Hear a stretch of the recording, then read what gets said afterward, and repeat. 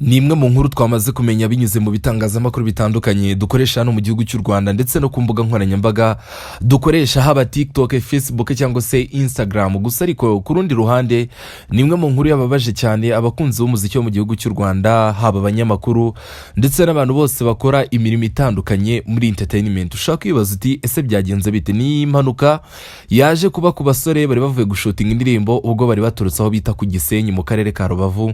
Gusa ariko bageze mu karere ka Rulindo nibwo baje guhura n'impanuka aho bita ku Kirenge murahazi. Ni impanuka baje guhura nayo iza no guteza ibibazo kuko kugeza kuri uyu munsi umwe muri bo yamaze kuba acumbikiwe na polisi hariya mu karere ka Rulindo. Gusa ariko ushaka kwibaza uti ni bande? Ni umusore bita Young Zaki, muramuzi, mu minsi yashize yamamaye mu ndirimbo bita Motari. Ni imwe mu ndirimbo zakunzwe cyane ndetse abantu benshi bayikoraho n'ama challenge menshi cyane nko kuri TikTok. Gusa ariko uwo bari kumwe nuwo bita Director Sigiste. Uyu muramuzi yakoze indirimbo zitandukanye nk'indirimbo bita Deja Vu y'umuhanzi bita Fifilaya, indirimbo iherutse gusohoka mu minsi yashize yo bita Kalifani Govina ndetse na Marina ndetse no bita JC. Iyi ndirimbo niwe wayikoze. Gusa ariko no musore we yamaze gutabwa muri yombi, ubu ngubu akaba acumbikiwe na polisi hariya mu karere ka Rulindo. Gusa ariko ndaje twinjiye muri iyi nkuru menye uti ese ibintu byatangiye bite cyangwa se byaje kugenda bite? Ese ko hari uwafuye waje guhitanwa n'impanuka byagenze bite? Ninde? Icyo ngusaba ni kimwe gusa, no gukanda subscribe ubundi tukajya tubana buri munsi ibiganiro nk'ibi biryoheye amatwi. N'ahandi ubisanga kuri Philox TV Show, niho usanga inkuru zose zijyanye na entertainment yo mu gihugu cy'u Rwanda icukumbuye cyane. Igihe uri kumva kuri micro ni Philox Aime. Gusa ariko uraza kunkundira nkuha ikaze muri ubu buryo.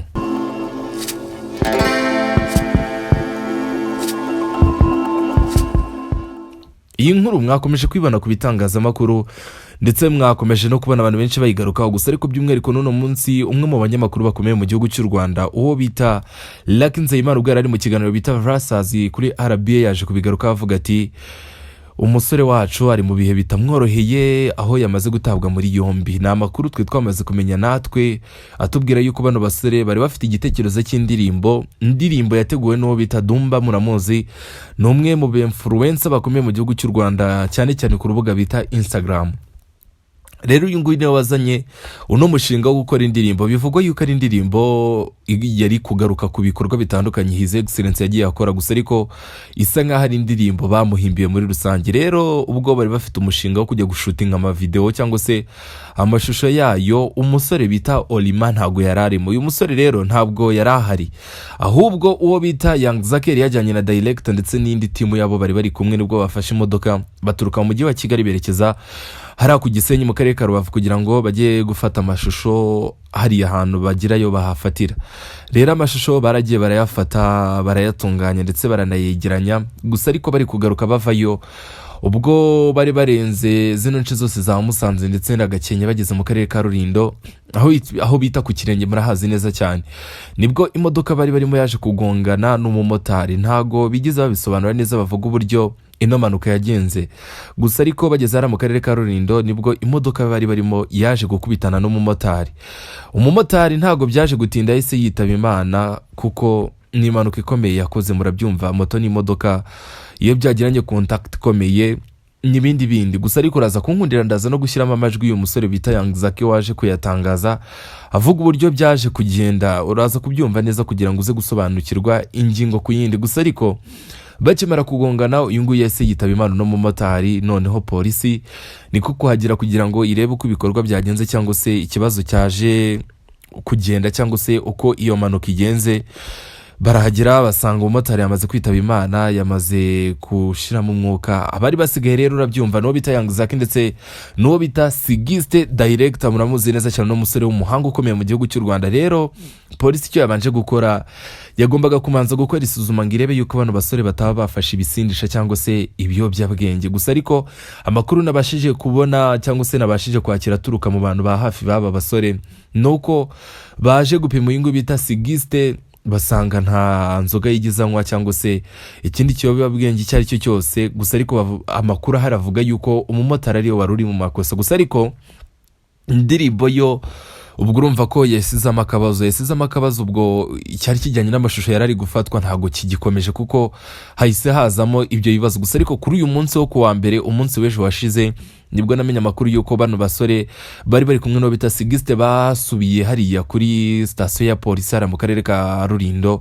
kugira ngo batange ubuhamya ndetse banavuga uburyo uko byagenze. Ubwo muri make harimo no kumusura ku munsi w'ejo wo kuwa mbere nibwo bahageze rero baganira na polisi. Gusa ariko igitegerejwe ni umwanzuro ushobora gusohoka muri ibyo ngibyo, niba uno musore ibisa nkaho byabaye hari uruhare babigizemo akaba yakomeza akaba yajyanwa imbere y'ubushinjacyaha. Gusa ariko kugeza kuri uyu munsi nta yandi makuru arajya hanze ajyanye n'ibi ngibi. Gusa ariko indirimbo y'urumva ko byahise bizamo akabazo, abari biteze yuko isohoka mu minsi iri imbere ntago bigikunze kuko ni ibintu bitoroshye. Gusa ariko abantu benshi batandukanye batangiye kuvuga bati umusore wacu Director Sigisite rwose Imana imufashe kandi namworohereze kuko ni ibihe bikomeye arimo, ni ibihe bitoroshye kuko kugeza kuri uyu munsi we ni mu bantu bose bari kumwe mu modoka yakoze impanuka igongana n'uriya mumotari, niwe ucumbikiwe na sitasiyo ya polisi hariya mu karere ka Rulindo. Ubu kugeza kuri uyu munsi nta yandi makuru yandi twe twamenya agiye kure cyangwa se ajyanye n'iki kibazo. Icyo twamenye icyo ni uko uyu musore bita Orima nawe wari uri muri iyi ndirimbo,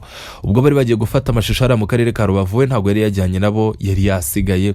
Abari barimo no bita Young Zaki ndetse na Director ndetse na team bakorana. Gusa ariko kugeza kuri uyu munsi amakuru ahari nuko ubu kugeza muri aka kanya wo bita Director aracyari mu maboko ya polisi mu gihe bagenzi be bari hanze. Gusa ariko twese n'ubundi nk'abakunzi b'umuziki wo mu gihugu cy'u Rwanda, abakunzi baba bajene bari gukora cyane kuko uyu Director Sigisite ntabwo ameze nk'abandi ba Director tumaze igihe kinini tuzi, nibwo ari guzamuka, nibwo ari kuza mu bintu by'abantu benshi ntabwo baramumenya cyane. Gusa ariko urumva ko nuko umusengera cyane tukareba yuko yasohoka mu gihome kuko ibintu ntabwo byoroshye, kuko n'umwe mu basore b'abahanga binyuze mu ndirimbo zitandukanye nakubwiye nk'indirimbo bita Deja Vu ya Fifilaya, hari n'indirimbo ya Fela Music yakoze. N'umwe mu basore bafite impano ikomeye cyane ukeneye kuza agaha abanyarwanda byinshi ababikiye cyangwa se byinshi yihishemo. Gusa ariko kugeza kuri uyu munsi iri inkuru itoroshye kuri we ndetse n'ibintu bikomeye. Gusa ariko nkuko nabikubwiye tugana ku musozo, ndaza kugusigiramo amajwi y'umusore bita Young Zaki waje gutangaza uburyo byagenze kuko ni umwe mu bantu bari muri iriya modoka yaje kugongana n'uriya mumotari wahise witaba Imana. Gusa ariko nanone ku rundi ruhande dukomeza kwihanganisha umuryango w'umwe w'uriya mumotari cyangwa se umuryango aturukamo kuko ntabwo ari ibintu byoroshye kuko ni ibintu bikomeye cyane. We yahise yitaba Imana ako kanya bakimara gukora iyo mpanuka. Gusa ariko nta yandi makuru twe twamenye cyangwa se nta yindi statement ya polisi yari yasohoka ijyanye n'iyi case. Gusa ariko icyo twabashije kubona namwe mu mafoto yo bita Director, iyo foto wayibonye yambaye amapingu bisa nkaho ari muri sitasiyo ya polisi. Gusa ariko ni ibintu bitoroshye kuri aba basore, bari bafite umushinga mwiza cyane. Nkwibutsa yuko bano basore bari kuri Move ya hatari kuko ni bamwe mu bantu bari gukora cyane. Nkwibutsa yuko nk'umusore bita Orima indirimbo aherutse gusohora bita niko nabonye bayita. Gusa ariko indirimbo aherutse gusohora ni imwe mu ndirimbo zakiriwe neza cyane kuko kugeza kuri uyu munsi maze kurebwa n'abantu benshi. Kandi twagaruka nuko umusore bita Young Zaki ni umwe mu basore bahagaze neza cyane binyuze mu bikorwa bitandukanye agenda ashyira hanze umunsi ku munsi.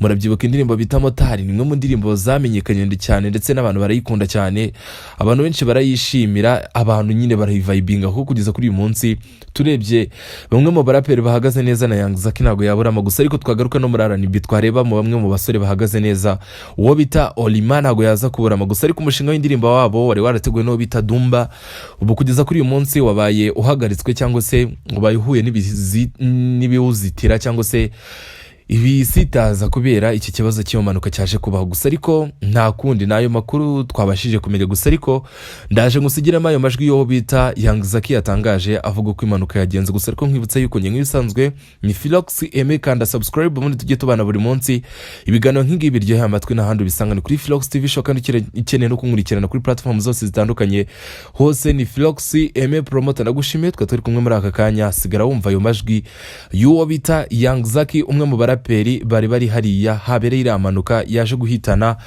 umwe muri bo. Yo big bro, niko bimeze kabisa, niko bimeze. Twari tuvuye muri shoot y'indirimbo yacu nshyashya na Orima na Dumba, nari ndi kumwe na Director wayikoze 60 Director 60, turi kuva ku Gisenyi kuko niho shoot yabereye, turi kuza i Kigali tugeze za Rulindo ku Kirenge, haboro bita ku Kirenge. Umumotari nyine araza atugwamo turagongana n'uwo mumotari wahita ko yamamara tu ahita akaca isheni ahita ko yitaba Imana nta minota myinshi nyine ishize tu yahise akapfa uwo mwanya nyine zibasoza danje bishwiriri cops zihita zigwamo polisi nyine igwamo yandika dossier bareba nyine ukuntu bimeze banariza impanuka tu ngo barebe icyayiteye bafata 60 baramutwara 60 nyine ubu ari kuri police station ya Rulindo baramufata gusa twari twagiye kumureba uyu munsi twagiye kumureba turahuza nyine gusa nta decision za danger zafatiwemo batubwiye ko imyanzuro izafatwe ejo. Yeah, that's how it is my brother.